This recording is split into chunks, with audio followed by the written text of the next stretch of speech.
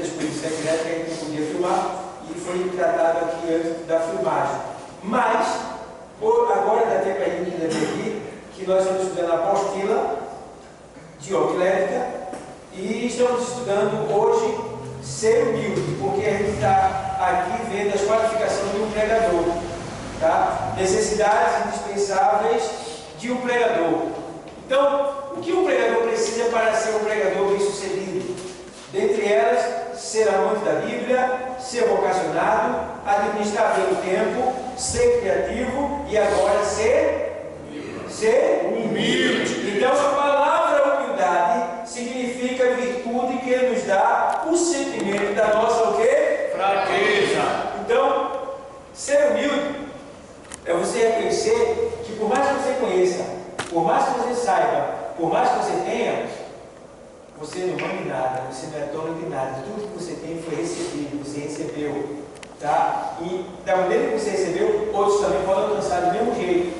Então a gente precisa entender que o que a gente tem não deve ser motivo para a gente se exaltar ou querer estar passando por cima de A ou de B ou de C. Entendeu? Então, ele está dizendo aqui, olha, é um sentimento que a gente deve entender que isto é um sentimento de fraqueza. Tá? Eu posso ser milionário, mas minha riqueza não vale de nada no que diz respeito às coisas futuras, a não ser que eu invista ela no reino de Deus. Mas precisamos entender dessa maneira: sentimento da nossa fraqueza. Bom, aí já a palavra humilde significa simples, modesto. Então, simples e modesto. Você tem que ser simples e modesto. Então, tem pessoas que não conseguem ser simples. Existe uma moda aí agora chamada ostentação, vocês sabem, né? É a pessoa mostrar na rede social o que tem. Deus odeia aquilo. Deus odeia esse espírito. Quer provocar Deus? Ostente. E muitos crentes ainda trazem. Fazem isso. Então, misericórdia, não faça isso não, porque a Bíblia diz que Deus, Ele resiste aos soberbos. O que é soberbo? Orgulhoso, né? Então, mas dá graça aos humildes. Então, Deus, sendo rico, se fez pobre. Isso é ostentação? Não. Ele poderia ter vindo como os judeus queriam, montado em um cavalo, né, de puro sangue, acompanhado de um exército poderoso para vencer Roma. No entanto, ele nasceu em uma manjedoura e veio montado, entrou montado num jumentinho. Veja bem a diferença. Ele poderia ostentar, mas não ostentou, né? Então a gente precisa entender que quando você tiver, não é para você ostentar, e sim para você ajudar aqueles que não têm. É diferente. E outra coisa, eu acho que quem ostenta não deveria nunca dizer não para quem lhe pedisse. Não está ostentando, você está ostentando porque tem. Porque vai negar que você não presta. Né? Então, Mateus 11:28, o Senhor disse o quê? Vinde a mim, todos que estáis cansados, e eu vos aliviarei. Então, vinde a mim, todos que estáis cansados e oprimidos. Quem é que está cansado de alguma coisa? Todo mundo deve estar cansado de alguma coisa. Alguma coisa tem que te cansar. Então todos são chamados. Se você falar isso lá fora, que é mesmo. Porque lá fora o pecado pesa. O negócio para pesar o tal do pecado. Quando você assim diz, você sente uma liberdade tão grande. Porque o pecado está lá, um lado, pesa. Então, por quê? Aí ninguém não se sinta culpado, que a pessoa pode matar alguém e dizer que matou. Mas é lá dentro, o tribunal, a consciência. Diz, ó, a polícia te inocentou. Ninguém sabe que foi quem te matou, mas tu sabe quem te matou. Então não fez. Não tem como fugir de si mesmo. O antigo escritor, ou seja, um certo escritor, ele disse assim: tentei fugir de mim mesmo, mas não consegui. Porque aonde eu chegava, ali eu estava. Não é assim? Então, quem falou isso, o autor dessa frase é Tiririca. Tiririca? É. É isso. É. E tem uma história muito antiga que diz que um senhor de engenho foi matar um funcionário que ele odiava muito. E ele foi matar esse funcionário em um lugar que ninguém quis. E o funcionário disse: tudo bem, ninguém está vendo, mas aqueles urubu ali serão minha testemunha. E o senhor de engenho matou ele. E o que aconteceu? Aonde aquele senhor de engenho estava, aqueles urubu que estavam ali, aqueles 4 ou 5 urubu, onde ele estava, os urubu estavam lá. Para onde ele ia, os urubu estavam lá. Aonde ele chegava, os urubu, mas foi de um jeito que aquele homem terminou se perturbando com a presença dos urubu, acusando ele, e ele terminou se entregando, dizendo que foi ele que matou aquela pessoa. Veja, pesou. Ele pesou a consciência.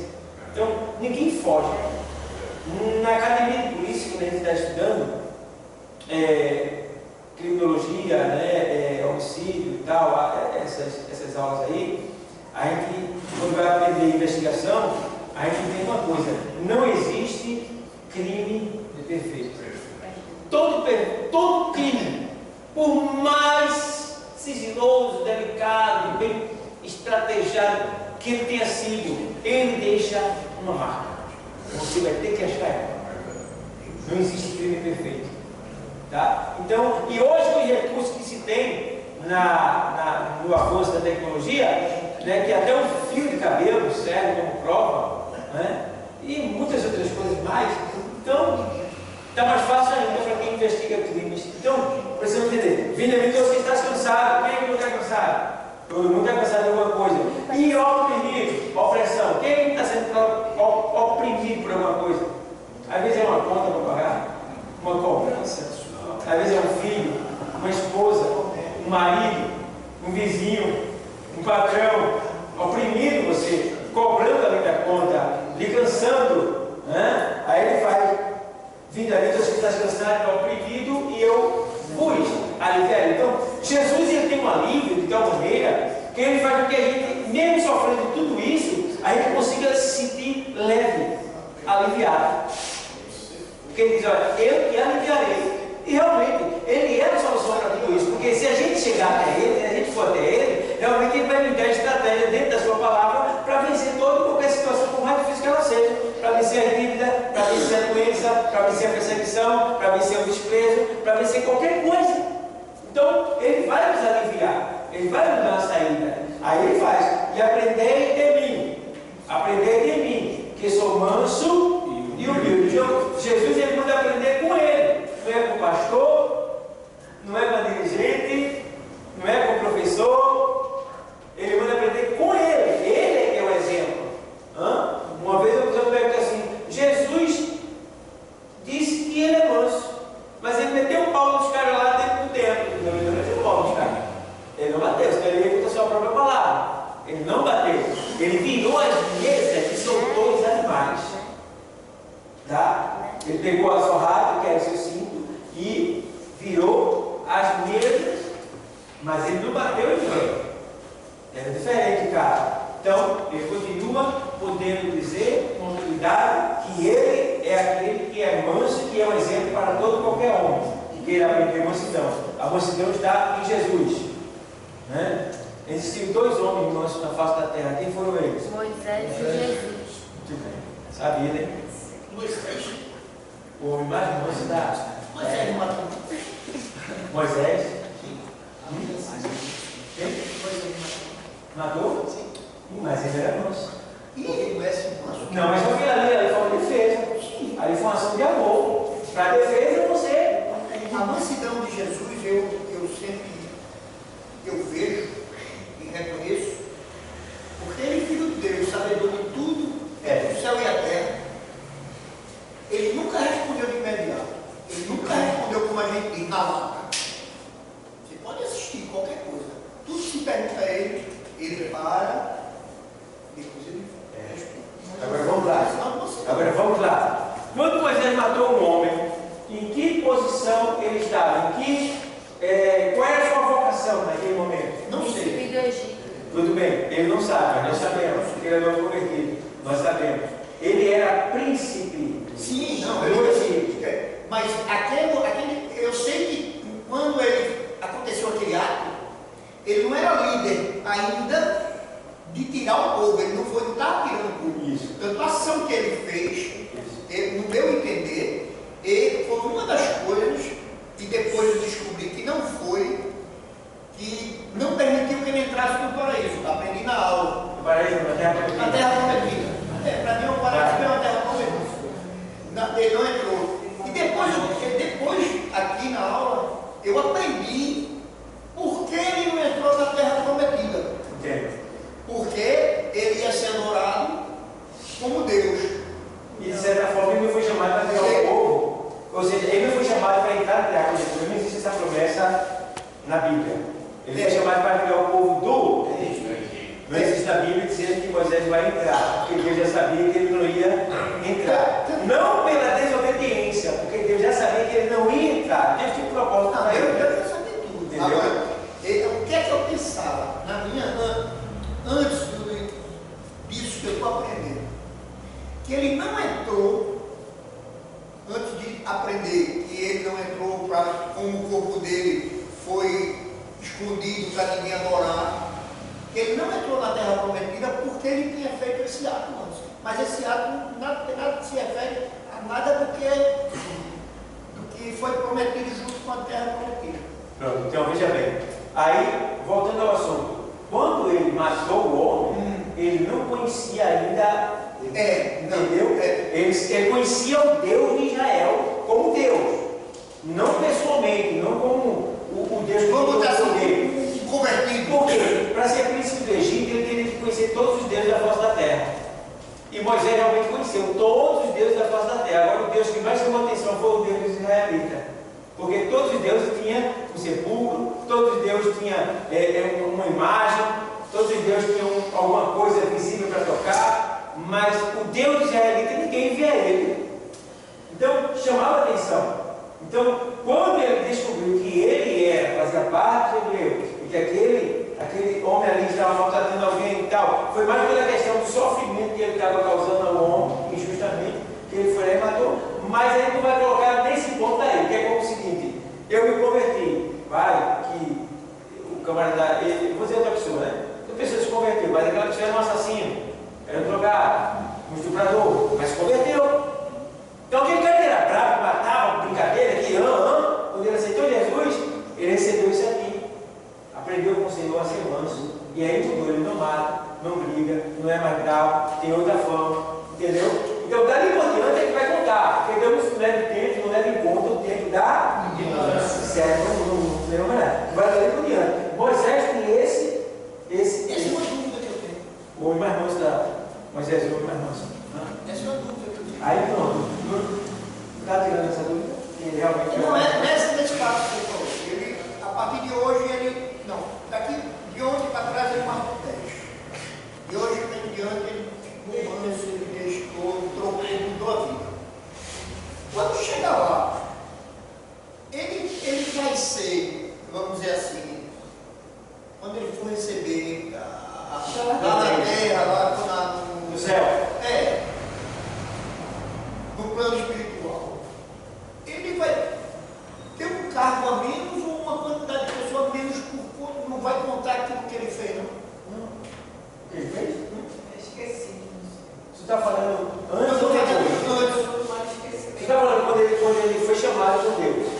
Quando eu aceitei, vamos dizer, eu matava, roubava, fazia tudo isso prestava. Aí aceitei Deus. No dia do meu julgamento, eu vou ser julgado igual a uma pessoa que nunca sofreu direito.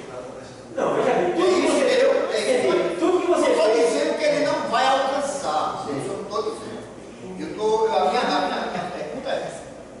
Na hora do julgamento, ele tem alguns fatores inferiores àquela pessoa que sempre fez o bem, não é isso? Depende do grau de bem que aquela pessoa fez e do que ele fez. Mas vamos dizer que a pessoa nunca matou, já é diferente daquele que matou. Mas é porque para Deus pecado é pecado, matar e roubar é a mesma coisa. O que diferencia é o grau do pecado aqui na terra, porque é assim, uma coisa é jogar um tijolo na piscina, ele vai afundar rápido. E se eu jogar uma pedrinha, para chegar lá vai demorar. Então existem pecados que demoram a matar e existem pecados que matam mais rápido. Então, no seu caso que você está falando. O meu medo disso aí, né, nesse assunto assim, de ser a mesma coisa depois que aceita, não, eu estou dizendo assim, você aceitou na hora de ser julgado, na hora do juízo final, ele ser, vamos dizer, equiparado com uma pessoa que nunca tirou uma vida. Ezequiel 3. Sim, pai. Não, só aí eu vou finalizar. Aí o que é que eu penso? Que com esse entender, com esse mundo cruel que a gente está, o pessoal vai fazer o que pode e o que não pode para depois aceitar para ser salvo. Mas só que ninguém sabe quando é que eu morei. Eu vou aceitar para ser salvo quando? Se eu morrer antes. Sim, mas se ele não morrer? Hã? E se ele não morrer? Quem morreu? O cara que fez o mal. Perdeu. Aí quem for que está fazendo mal, você está perdendo de ganhar. Porque isso que a gente faz é para toda a eternidade, entendeu? É isso. Aí eu vou aceitar passamento. Então matou os 3 hoje para poder já não estar mais. Eu vou ficar aí. Aí você não vai fazer isso. Você está entendendo? Olha, pessoal, mas não, quem está nesse pensamento está totalmente longe de Deus ainda. Não tem nada a ver. Sim. Mas Ezequiel, Tem muita gente que aceita, mas escuta aí. Números 12 e 3, diz assim. Número 12 e 3. E era um Número homem, 12 e 3. e era Moisés um homem muito manso, mais do que todos os homens que haviam sobre a terra. Deu para entender? Moisés era o homem mais manso da terra na época dele. Está aí na Bíblia. Agora veja Ezequiel 3, respondendo o que ele está falando no que diz respeito à herança futura. Ezequiel 3. Ezequiel 3 e 20 diz assim, eu vou ler aqui. Semelhantemente, quando o justo se desviar da sua justiça e fizer maldade, e eu puser diante dele um tropeço, ele morrerá, porque não avisando tu no seu pecado, ele faz o quê? Morrerá. E sua justiça que praticara não virão em memória, mas o seu sangue da tua mão requererei. Então o que quer dizer aqui? Veja, aqui está falando de quem é cristão, quem é justo, se desvia. Se desvia.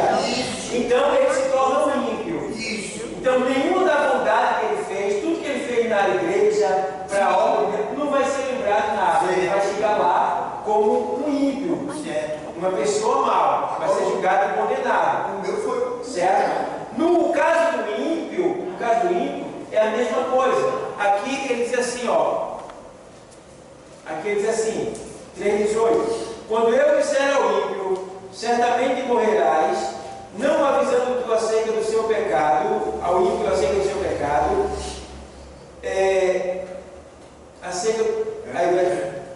quando eu disser ao ímpio, certamente morrerás, não avisando tu, não falando para avisar o ímpio acerca do seu caminho ímpio, que é a desobediência, para salvar a sua vida, aquele ímpio morrerá na sua o quê?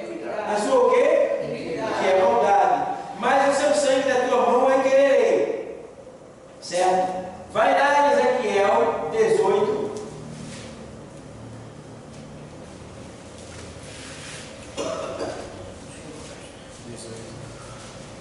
E 20. A alma que pecar, essa é o quê? Morrerá. O filho não levará a maldade do pai, nem o pai levará a maldade do filho. A justiça do justo cairá, ou seja, ficará sobre ele. Mas se o ímpio se converter de todos os seus quê? Pecados que cometeu e guardar o quê? Todos os meus o quê? E fizer juízo e justiça, certamente o quê? Não morrerá. Deu para entender? Deu. Pronto. Então, Certamente. quando a pessoa se converte, não é trazido mais nada em memória do que ela fez no passado.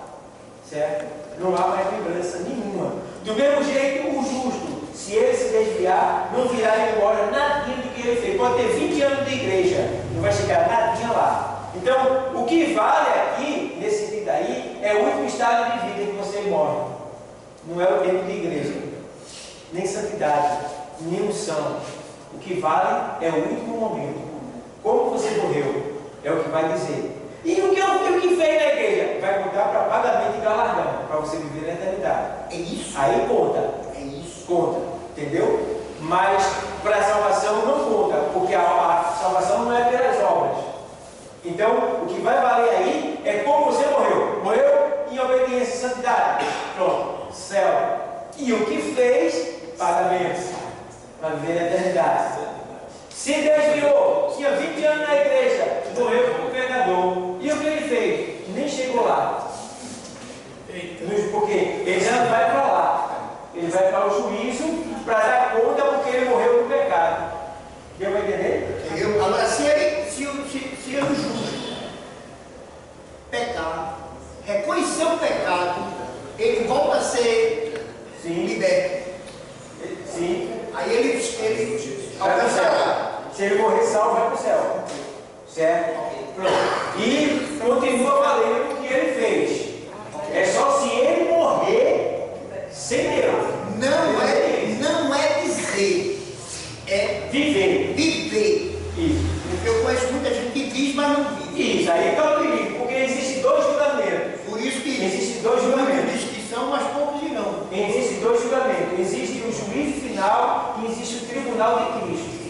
O tribunal de Cristo é para crentes, servos de Deus. O juízo final é para ímpio.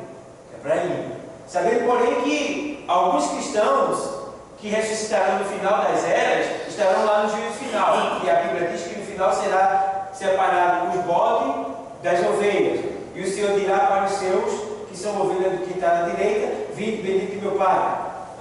E quem está na esquerda vai para o fogo eterno, para a tarde dele, até Deus reconhecer.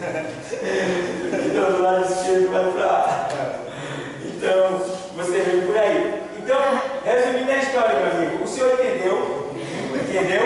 Pronto. Então, cada um se cuide para morrer em obediência. Certo? Para não se perder. Aí, Tiago 4, 6 a 10. Porém, a bondade que Deus mostra é ainda mais forte, pois as Escrituras Sagradas dizem: Deus é contra os orgulhosos, mas é bondoso com os humildes. Portanto, obedeçam a Deus e enfrentem o diabo, que ele fugirá de vós. Cheguem perto de Deus e ele chegará perto de vocês. Lavem as mãos, pecadores. Limpem o coração, hipócritas. Fiquem tristes, gritem e chorem. Mudem as suas risadas em choro e a sua alegria em tristeza. Humilhem-se diante do Senhor e Ele os colocará numa posição de honra.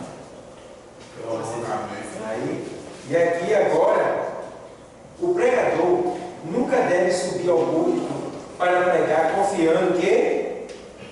Confiando que? Na sua capacidade. Na sua capacidade. Ele deve reconhecer que é o que? Apenas um instrumento nas mãos de Deus. Quando ouvir elogios, o pregador deve conscientizar-se que toda glória pertence a quem? Ao Senhor. Vamos ver isso aí acontecendo? Atos 13, 12.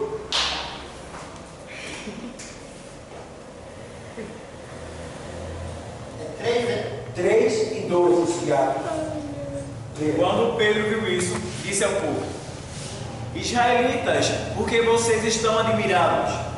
Porque estão olhando firmemente para nós como se tivéssemos feito este homem andar por causa do nosso próprio poder ou por causa da nossa dedicação de Deus. Só isso? Pronto. Por que estás olhando para mim como se pelas nossas próprias virtudes tivéssemos feito esse homem andar? Em outra linguagem. Então, as pessoas estavam ali, de certa forma, prontas para exaltar João e Pedro ali. Pelo ato, pelo acontecimento. Ele fez um paralítico que nunca andava. E agora, estava ali eles. Aí eles foram bem sinceros. E dizendo: ó, não fiquem vocês olhando para a gente, achando que foi a gente quem fez isso. Porque não foi a gente. Aí foi o Senhor. Lê 4, 29 de Atos. Essa é a idolatrada dele, né? É 4:9. 4, 9. Os senhores estão nos perguntando hoje sobre o bem que foi feito a este homem e como ele foi curado. Pois então, os senhores e todo o povo de Israel, fiquem sabendo que este homem está aqui completamente curado pelo poder do nome de Jesus Cristo de Nazaré, aquele que os senhores crucificaram e que Deus ressuscitou. Certo? Então veja, esses homens estão aqui, esse homem está aqui curado pelo poder do Senhor. Então tem gente, irmão, que gosta de aparecer. Gosta muito. De elogio, de ser reconhecido, de aparecer. Ah, foi eu que vi, eu falei, aconteceu isso e isso. Não faça isso. Porque quando o homem faz isso ali, ele vai perdendo em vez de ganhar. Ele ganha o quê? Elogios. Mas perde o quê? A unção da autoridade. Porque o Senhor diz que quem fala de si mesmo busca a sua própria glória. E a glória deve ser dirigida a Deus. Então não é a questão de você receber um elogio. O elogio é bem-vindo, eu gosto de ser elogiado. Mas eu tenho que entender uma coisa: elogiado, eu estou recebendo esse elogio e estou entendendo que o que eu fiz de maneira nobre, de maneira excelente. Agora, glória a Deus. O senhor pode se alegrar no caso, né? Isso. Você pode se alegrar. E não é obrigado de dizer obrigado, mas glória a Deus. Entendeu? Obrigado, elogio para você. Você está fazendo um bom serviço. Está sendo bem sucedido aqui que está fazendo. É uma prova que você está estudando, está se dedicando, está valendo a pena. Tá? Então, glória a Deus por isso. Certo? Não é porque. Não, vem me elogiar, eu não gosto, não. Eu gosto. Eu fico satisfeito. Agora eu dou glória para Deus. Eu não dou elogio para Deus, eu dou glória. A glória foi Ele que fez. É Ele que é Ele que tem, é Ele que faz, é Ele que pode, é Ele que fez acontecer. Para Deus tem que ser um espelho. Entendeu? Recebendo, mas passando. Isso, entendeu? Passa por mim. A alegria e a glória é dele. Então, você vê em Atos 14, 12, diz o que ele é? Atos 14, 12, fala sobre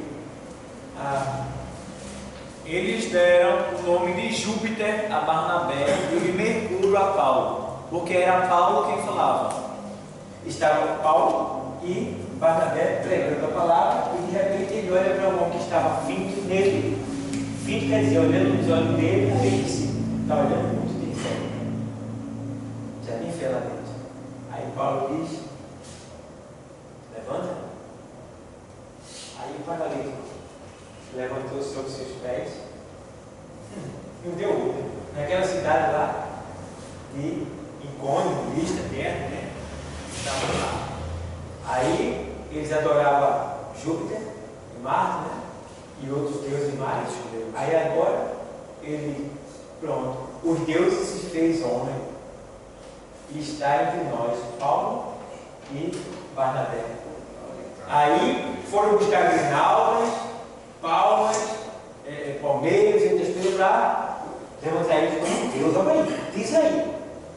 Aí Paulo tentou de várias maneiras convencer a dizer que não era Deus, que isso aconteceu pelo poder de Jesus Cristo de Nazaré, e daí vai, e eles não queriam saber: é Deus, é Júpiter, ele que fala, foi ele que levantou. Aí ele teve que tirar a roupa e ficar nu, para mostrar que ele igual a eles. Entendeu? Veja, tira a roupa, todo mundo: não, nós somos homens, vocês somos Deus, olha aí, tirou a roupa e tal, mostrou. Aí, daqui a pouco, eles perceberam, aí já vem quem? Os infinitos judeus lá, para cochichar no ouvido da vida inteira. Não, esse camarada aí é pedra nele. Convocou a multidão e toma pedrada de Paulo. Deve tanta pedrada de Paulo que Paulo desmaiou. Alguns historiadores dizem que ele até morreu. Como morto. Entendeu? Porque ele estava como morto lá, diz o texto. E aí foi levado e jogado fora da cidade.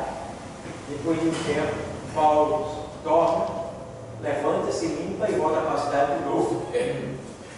Quer falar, Alex? Não, foi essa expressão que eu acabou de falar do versículo, que fica entre o versículo 14 e o 15.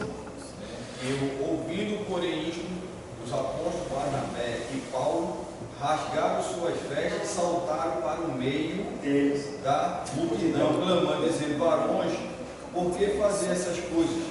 Nós também somos homens como vocês. Então, sim. esse Júpiter e Mercúrio, né? Isso já é eu entender que a gente vai habitar todo esse. Não, tem nada a ver não. É porque eles adoravam os astros. É quem acredita hoje em signo. Pronto, é esse tipo de gente. Isso são deuses gregos. Pronto, os deuses gregos eles são dados com o nome de planetas. Aí tipo, todo planeta é o nome de um deus grego. Isso. Ô pastor. Oi. E eles não pecaram em tipo, tirar a roupa e mostrar para o povo seus órgãos genitais. Assim. Ele pecaria se ele tivesse aceito. É porque quando a gente fala de tirar roupa na Bíblia, não é totalmente nu. Existe duas expressões para tirar roupa na Bíblia. Existe a primeira roupa, porque existe a primeira roupa e a segunda roupa. Quando eu tirava a primeira roupa, eu estava nu. Você pode ver lá na passagem do Evangelho, quando Pedro se desvia, depois que Jesus morre, ele volta a pescar. E quando Jesus aparece, que ele entende que é Jesus, Pedro saltou dentro d'água porque estava nu. Aí eu pergunto para você, Pedro estava nu pescando? Não. No mesmo discípulo? Não, ele estava com pouca roupa. É o que a Bíblia chama de nudez. Entendeu? Por isso que uma mulher que se expõe com a roupa, eu não estou vestida não, mas está nua, porque você está com pouca roupa. Entendeu? Então ali no texto ali, ele tirou a roupa e mostrou que ele era, entendeu? Mas eu não posso também afirmar que ele ficou totalmente nu ou que ele ficou semi-nu, mas que ele ficou nu, diz a Bíblia. Por quê? Olha, eu vou falar uma coisa que parece estranho para vocês. Tem muita coisa que eu não falar, né? Não falar, mas é tão certo. São coisas bíblicas que a gente estuda e descobre. E vocês sabem que para fazer um julgamento no Antigo Testamento, tem que se botar a mão debaixo da coxa, não é? Tem muita coisa que a gente acha que era aquela que está lendo, mas não é aqui não. A gente está vendo mais ou menos a coisa. Só o Espírito Santo para revelar. Tem que estar a mão debaixo da coxa, não é? Essa coxa aqui não era só simplesmente coxa, era pegar no órgão genital e segurar. Mas quem que fala isso? Não pode falar isso na igreja. Estou falando para você, não adianta falar? Está entendendo? Aí, se você imaginar o que aconteceu lá com Noé e Cã, porque foi que aconteceu aquela maldição que até hoje prejudicou muita gente. Eu não posso dizer que agora isso não é dizer não. Beleza? E tem a questão, eu falei tinha outra expressão que eu ia falar para vocês, mas agora me faz memória. Então, tem coisas que a gente vê, que a gente pensa que é daquele jeito, mas que não é só aquilo, é diferente, é mais profundo o negócio, assim. Então quer dizer que assim, o período que o profeta Isaías saiu profetizando nu, ele não estava com Não, nu assim, mostrando os olhos genitais, não. Ele estava com pouca roupa. Entendeu? Que é uma vergonha. Não, porque assim, é como uma mulher andar de camisola na rua. Não, entendeu? Porque até a Bíblia relata que ele pregou com um certo período. Isso, porque ele estava assim. Porque quando diz ali, Isaías ele tinha um ministério sacerdotal. Então ele estava despido das suas vestes sacerdotais. Então ele estava nu. Se você chegar na minha casa e eu lhe atender de calção, de bermuda, eu estou indo contra as regras espirituais, porque eu estou sem minhas vestes sacerdotais. Eu tenho que lhe respeitar. Como eu sendo sacerdote, eu tenho que ir lá colocar uma roupa para poder lhe atender. O negócio é muito sério. Pronto. Por exemplo, quando diz que Jesus, na sua coxa, está escrito o quê? Então eu posso tatuar a minha coxa. Eu não tenho tatuagem? E aí? Eu posso ou não posso? Mas no original não é na coxa, é o manto dele que está caindo sobre a coxa. E está escrito na sua coxa, não é que está na pele, tatuado. Sobre a sua coxa está escrito o manto que estava sobre ele. Ele vem vestido. Porque assim teria esse base para fazer tatuagem. O próprio Jesus no Novo Testamento vem com a tatuagem na coxa. Mas não é. É o manto dele que cai sobre ele. Vocês estão entendendo? Tem muitas coisas que a gente precisa. Olha, um negócio sério. Então, a Uninet está muito para isso, para você aprender detalhes, pontos, posição, colocação, tal, para você saber como se comportar, como você se expressar para as pessoas e, a certo ponto, tirar dúvida. Bom, eu falei semana retrasada, algumas aulas que vocês faltaram, como vocês se direcionam, como vocês devem se direcionar, quando estiverem aqui me ensinando a palavra, e vai que tem um louco. antiético, o que questionou em você, em meio à pregação? Como você vai se comportar? E agora? Se está pregando, e ele conhece, e talvez ele vai porque ele conhece a Bíblia. E aí ele lança para você: ei, mas não está escrito assim não, viu? Você está equivocado aí. E agora? Como é que você vai se comportar? Como é que você vai responder a ele? O que você vai fazer com essa pessoa? Isso fica para a próxima semana. Verdade. Veremos isso no próximo episódio.